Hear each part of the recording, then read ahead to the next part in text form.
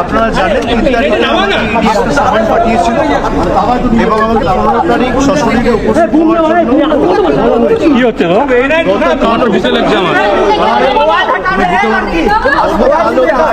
জিজ্ঞাসাবাদ করেছেন এবং বিগত দিনে কেসে আমাকে শেষ ডাকা হয়েছিল 2023 সালের নভেম্বরে। আমি তখনও এসেছিলাম, তার আগে সেপ্টেম্বরে ডাকা হয়েছিল, আমি তখনও এসেছিলাম। আমাকে দিল্লিতে দুবার ডাকা হয়েছে, আমি গেছি, আমি সিবিআই অফিসে গেছি, সব মিলিয়ে প্রায় 10-12 বার কেন্দ্রীয় তদন্তকারী সংস্থাদের সামনে উপস্থিত হয়েছি। আমার সামর্থ্য অনুযায়ী যতটুকু সাহায্য সহযোগিতা করা, যেগুলো তাদের জ্ঞাতার্থে আনার প্রয়োজন, যে প্রশ্নগুলো আমাকে করেছে এবং তারা তাদের কাজ করছে। রাজনৈতিক প্রেশার আছে না আছে আমি সেটা যাব না, তার কারণ বিজেপি নিয়ে যত কম বলা যায় তত ভালো। একদিকে দল ভাঙানির খেলা, আর একদিকে বিরোধী শক্তি যারা লড়াই করছে মাথা নত না করে তাদেরকে কি করে দমানো যায়, তাদের ধমকানো যায়, চমকানো যায়, তাদের ভেঙে গুড়িয়ে দেওয়া যায়, কার্যত বিরোধী শূন্য করে দেওয়া যায় পশ্চিমবঙ্গকে, সেই চেষ্টাই গত 1 মাস ধরে করা হয়েছে। প্রথম দিকে এসআইআর এর নাম করে উপযুক্ত ভোটারদের ভোটার তালিকা থেকে নাম বাদ দেওয়া, কাউন্টিং ভেন্যু থেকে বল প্রয়োগ করে অন্যান্য দলের রাজনৈতিক কাউন্টিং এজেন্টদের বার করে দেওয়া, তারপরে পোস্টপোল ভায়োলেন্সের নামে কি তাণ্ডব লীলা চলেছে আমরা সব জায়গায় দেখেছি।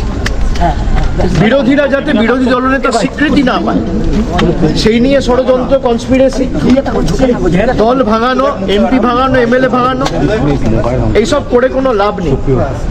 তারা ভেবেছিল যারা এজেন্সির ভয়ে এদিক ওদিক চলে যাচ্ছে মমতা বন্দ্যোপাধ্যায়ের সাথে বা মানুষের স্বার্থকে সামনে রেখে যারা লড়াই করছে, আমরা হয়তো চলে যাব, দমে যাব, মাথা নত করব, আত্মসমর্পণ করব, বিকিয়ে যাব। আমাদের গলা কেটে দিলেও আমরা আত্মসমর্পণ করার লোক না, আমরা লড়াই করার লোক। আমাকে যতবার ডেকেছে আমি বিগত দিনেও এসেছি, আমি আগামী দিনেও আসবো। যে কেস নিয়ে আমাকে ডাকা হয়েছে,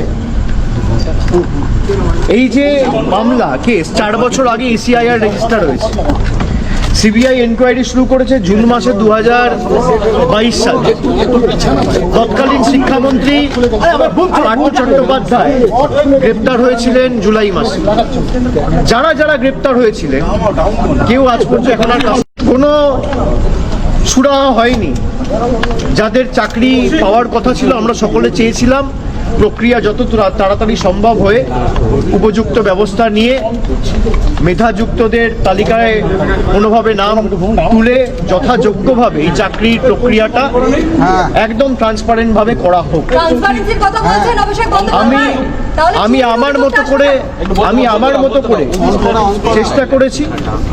যখন যেখানে আমাকে যা প্রশ্ন করেছে আমি তার উত্তর দিয়েছি, এবং আগামী দিনেও তারা যদি আমাকে ডাকে, আমার যদি কোনো পূর্ব নির্ধারিত কর্মসূচি না থাকে, আমি নিশ্চিতভাবে